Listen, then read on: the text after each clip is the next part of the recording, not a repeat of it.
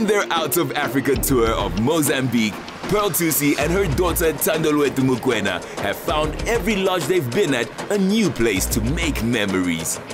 This helicopter flight from Vilanculos to Azulik Lodge had them on the edge of their seats at what more might lie in store. Here, 70 meters above the Indian Ocean on the San Sebastian Peninsula, lodge owner Robert Brown and his family have created a kind of magic. I love this. It's giving a Shaka Ilembe. Oh, there's a hammock. Oh, wow. Oh, this is so cute. So quaint, so sweet. This is so beautiful. 100%. Oh, look at that. You can just sit there and journal. I'm definitely going to be journaling here. I love how it's just been set up and the colors, they're muted, they're calm, very relaxing, enjoyable space. Oh, wow. Oh, this is exceptional. Okay, so the sun is clearly setting over there. So we need to be by the pool when that happens. And you can look at the islands. But yeah, I wish you could see fish here. I wonder if they ever come around. I think they're more in like the coral rather than open. They must just come and say hi. Azulik was a brainchild of my wife Adrienne and her sister Charlene, and both my brother-in-law Sandro and myself, both in the building industry, decided to build this unique and beautiful spot at the end of the world, and that's how Azulik came about. A lot of the building materials were sourced from the local people, and for instance our coffee table is about 4 meters long and used to be a dugout that we purchased from a local fishing village and turned it into our coffee table. We faced a few challenges building the lodge in the sense that it's 20 nautical miles from the mainland, so all building material has to be brought in by dhow. So if you can imagine, building with concrete is a challenge because there's no stones, there's no cement here, so everything had to be brought in. Some of the other challenges we had was also we're completely off the grid, so we had to make sure that we are self-sustainable. We have a nice solar farm at the back that supplies our electricity and bore water that's purified for the use of our guests. It takes you right to that edge of that beautiful viewing space where you can really just meditate or read a book or chill or just watch the tide come in and out, which for me, I think I really am looking at the tides and not just in a spiritual way, but in a very practical way. Even in life, the tide comes in and it goes out. When the tide comes back in, it brings other things with it. It brings currents, it brings wind. So with everything, there's a negative and a positive. And it's always great to go to a place where nature can give you a lesson that you never expected to learn. And I really liked that. Feeling like getting right into relaxing, Pearl was about to experience a bathtub revelation. I love self-care. Self-care is extremely important to me. For example, you do a facial for yourself at home. You know, I think this idea of self-care being something fancy or avoiding responsibilities and calling that self-care, that's problematic. But I'm talking about just, you know, giving yourself a hair treatment at home, something that everyday people do at home every day. But just at home, run yourself a bath. You know me, when I'm going through a lot, I'm gonna run myself a bath, spend 3 hours, if not more even, in it, play music I enjoy, taking care of my skin, things that I know are gonna make me feel good when I see results. That for me is self-care. I agree. I love myself in everything shower. That's pure self-care. All the ladies know what I'm talking about. That everything shower. That's my favorite part of the week. That's Sunday evening. I try. I enjoy when I do it, but when I'm like, I have to, then I'm just like, ugh. But then I remember like why I'm doing it. And just like those little breaks in between like homework or like school, I think that's self-care because like you're putting yourself under a lot of pressure. I think the setup is powerful. She's gonna remodel it at home. I'm going to find a way. I'm gonna find a tree in my house that doesn't need to be around anymore. And I'm going to find a way to make this happen. I've thought of 2 spots in my home that can have this, but it's beautiful to take a bath outside and have someone you could enjoy it with and just feel actual fresh air and not be sweating and suffering in the heat of the bath. I think it's beautiful. I think how they've put this together, just the decor and everything is perfect. I love it. With almost 300 species of birds to serenade you to sleep and wake you up each day, mother and daughter went in search of where all this life comes from. Where are we right now? You said it's Pelican Bay. Yes, so Pelican Bay is part of the Vilamkulos Wildlife Sanctuary. Yeah. And it's a 40,000 hectare sanctuary with beautiful beaches. This is a marine park, so nobody can fish here. That's why there's so many fish and bird life here. Okay. And it's probably one of the most spectacular and isolated spots in Mozambique.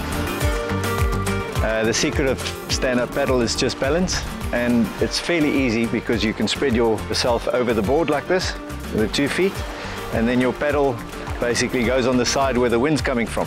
Okay. To keep you straight.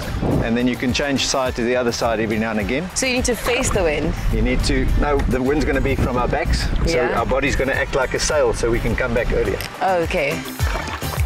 When we first got here, there was like no water. Like, what's going on with the tide? So here in this area, the tide comes up by about 3.5 meters, so from low to high. Yeah. So within 2 hours, this whole bay would be full of water. So by the time we get to the other side, it'd be perfect for us to come back this way. And this happens every day? Twice a day.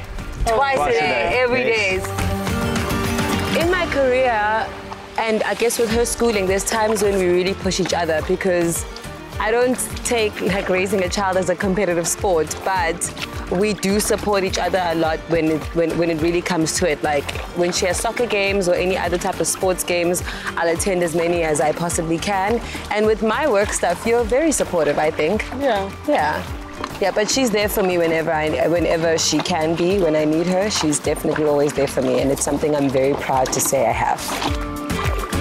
And as always, I conquered, focused, I made it happen. Did you see me out there in the middle of the She did so well tide? for her first time. Thanks, You did girl. so well. I pushed through the wind, through the fire, through the limit, through the whole thing, girl. I definitely got myself all the way like in there. over I there. figured it out. I was like, oh, you just have to ride the little waves. Don't panic, don't stress. Be nimble, but firm and strong. I felt really, really good. That was amazing.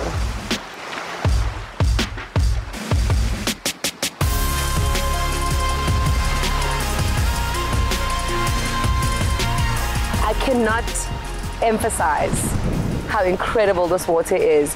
The temperature's perfect, the lighting's perfect. Oh, Insta Bunnies, this place, if you want to have a good picture, This is the place. this is the place to come. It's just the most perfect temperature water I've ever been in, if I can say that. And the wildlife, I love it here, because like there's shells, and then there's shells with like hermit crabs in them. Yeah, all the hermit crab shells is cool.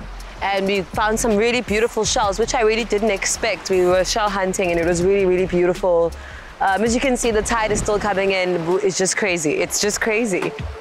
It's no crime to spend all day on these world-famous beaches. But if you stop exploring, you really do miss out. Well, Thando and Pearl, welcome to Bazaruto Island. Thank you. Oh my gosh, I've only heard about Bazaruto like in the movies and stuff. Yes. It's probably the biggest sand dune in the whole of Mozambique. Oh wow. What's the history of this place? Can you tell us like a brief, interesting history of this place and why everybody should come and see this? Well, when there was a civil war here, a lot of people lived on the island not even aware that the war was going on.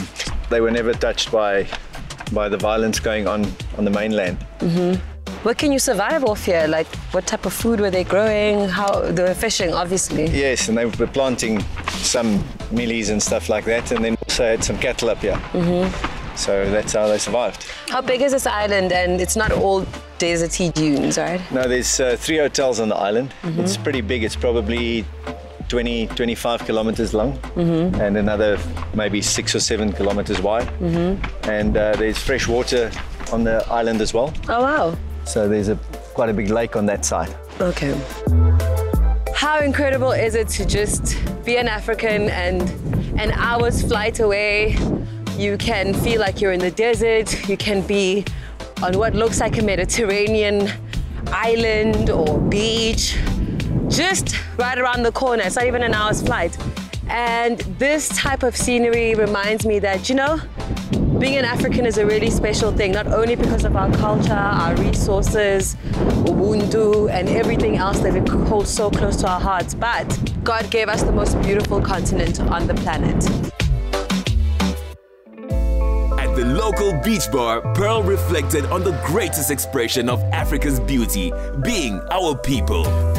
The resorts here and the hotels, whatever you want to call them, they are so different, and there are so many, and they're so special, and they share views, but they don't really share the same essence. So it is really still quite important to choose a place that works for the type of person you are. And I think it has a lot to do with people running the places.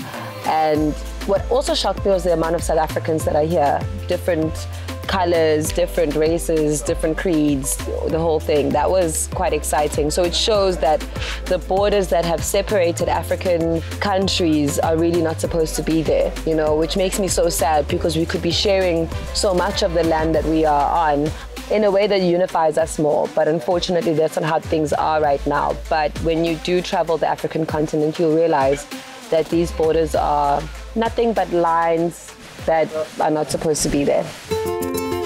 As open-minded as her mum, Thando offered to help Chef Sabino Vinankulo braai that evening's chicken, even though she's a vegan. So, Chef, what are you making for us today? Okay, today's supper is piri piri chicken. Okay. Okay, you know, that's now I want to start to braai. That looks like quite a meaty piece. Yeah. Oh, do you feel that? I just make it together. Okay. I'll just mix sauce, and then we started to take garlic, and then chicken spice. Oh. Okay, and then piri piri. Oh, okay. Okay, and then lemon juice. Do you mind if I turn one around, please? Okay. Thank you so much. Oh my gosh, let's try this big piece. Yeah. I don't even. Oh my gosh, wow. I'm literally a natural at this. Just had some delicious peri-peri chicken. They say piri-piri here, so piri-piri chicken, which was made right in front of us while we were by the boma. Really delicious. So were the chips, and the salad, and the sauce that we put on the chicken was so delicious. And just the vibe around it, like sitting by the boma, enjoying that, and then coming over the side to eat was just perfect. All in all, good vibes, good food, good boma, good wine, good company. Just, you know, it's all in the little details. Thank you for making us chicken, even though you don't eat it still. No problem. I just turned it over. You know, I used to be big on legacy. I used to be big on, you know, I want to die with nothing left to give. I want to be remembered for this. I want to be remembered for that. I don't think too much about that now. I'm more about living in the moment and living as full a life as I possibly can live. I think what I can leave for my kids is for them to learn the same thing, like live for now, because we don't know what's coming next. But you can leave a lot behind for people to appreciate, and hopefully I just leave people with lots of smiles and ideas and strength. I just want to enjoy what God has given me while I'm here. And as for our continent, may God bless her, guide her people, and give her peace.